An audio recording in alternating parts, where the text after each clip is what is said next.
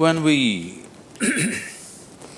talk about success, I'm sure all of you must be already having plans as to how to unfold this success in your life. Made your plans. Plan is good, but plans again can get caught up in things because you plan from what you know today. Nobody can plan from something that you do not know. Your plan means it is an exaggeration of today as a tomorrow. Right now you're here at a certain level, now you think, my plan means this must be 10 times more in this many years or whatever, or 100 times or 1,000,000 times or whatever. But plan is just essentially an exaggeration of what is today. Maybe there is a certain logic to it, maybe there is a certain understanding of the logistic attached to it, but essentially it's an exaggeration of today. That means in many ways it's ruled out whatever other possibilities which are not yet in your experience. In Pennsylvania, you heard of the Pennsylvania floods? Pennsylvania has floods, you know. It once happened, a big flood came and water started rising in a small town and it rose up to the houses getting submerged. So two young boys got onto the roof of their house and they were sitting there. And then they saw a hat going up and down in front of the house. One of the boys asked, "What is that? Why is that hat going up and down?" So the other boy said, "Don't worry, it's my dad. Yesterday night he got into a fight with my mom and took a vow, hell or high water, I'm going to mow that lawn."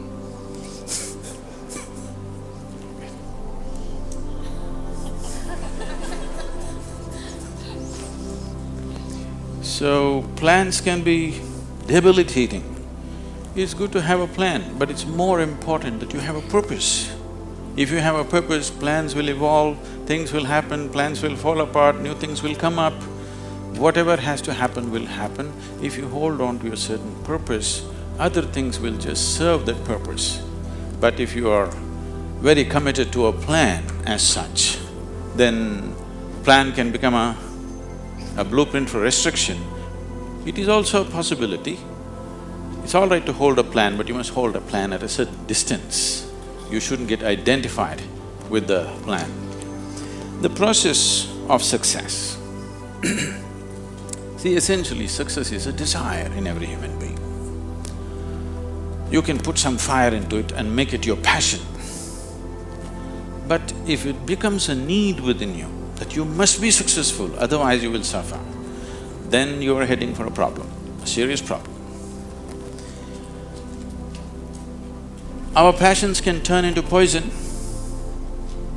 if we start becoming resentful for the non-fulfillment of those passions.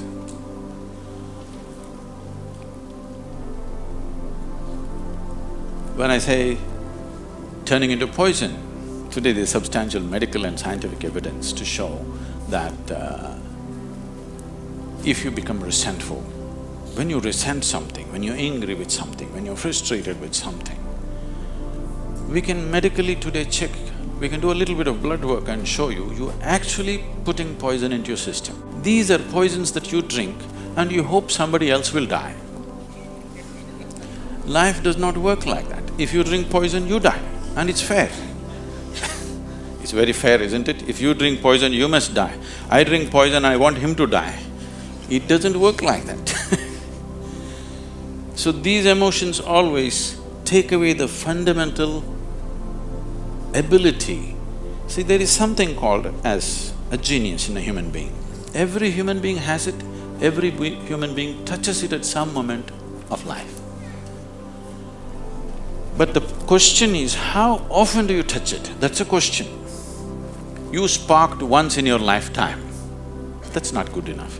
You must be sparking all the time, isn't it? What is genius? There are many ways to look at it. One simplest way to look at it is, when we say intelligence, we are always thinking logical thought. No, logical thought will be meaningless probably in another 25 years.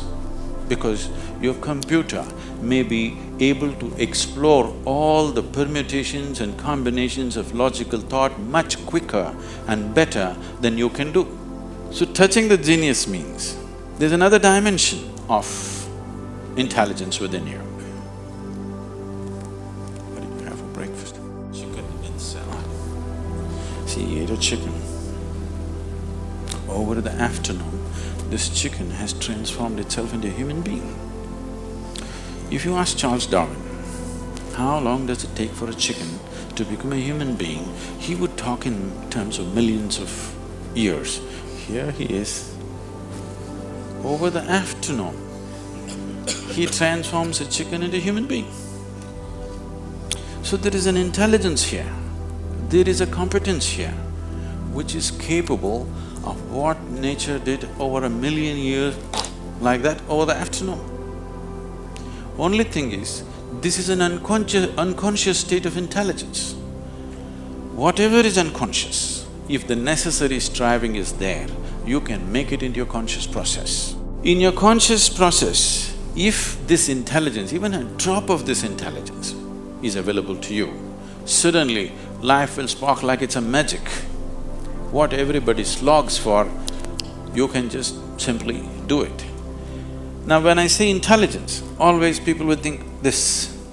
If you say intelligence and ask them to show in sign language, they'll always say this, isn't it? They'll not say this or this or this or this, but one cell in your body is doing more activity than your brain could ever do. One molecule of DNA is doing so many millions of functions in a minute that you can never ever figure it out. Yes or no? So in yoga, in the yogic systems, in the yogic sciences, we never look at anything as mind. There's no such thing as mind. There is a physical body and there is a mental body. So you learn to think through your body. You know, it's a short session, it's not an area that we should enter right now, but I have to tell you this. There are many things personally that I do at the same time. Now people come and tell me, just now I'm entering the session, somebody comes and tells me, Sadhguru, these building plans have to happen, because we do everything ourselves. Now by the time I get out, I'll have the building plan ready as I'm speaking here, because 12 to 14 channels actively keep going on in my head. It is not just in the head, you learn to think through your body. Learning to think through your body will never give you a headache, that's the best part of it. Now, all these responsibilities and 1,000 things happening at the same time, won't you get stressed? There is no such thing, because you use a deeper dimension of yourself and everybody is capable of this and everybody has it. You may not have the same level of intellect as somebody else has. That is always subject to person. But all of you eat, if you eat a carrot, you can digest it. That means you have another dimension of intelligence. Yes?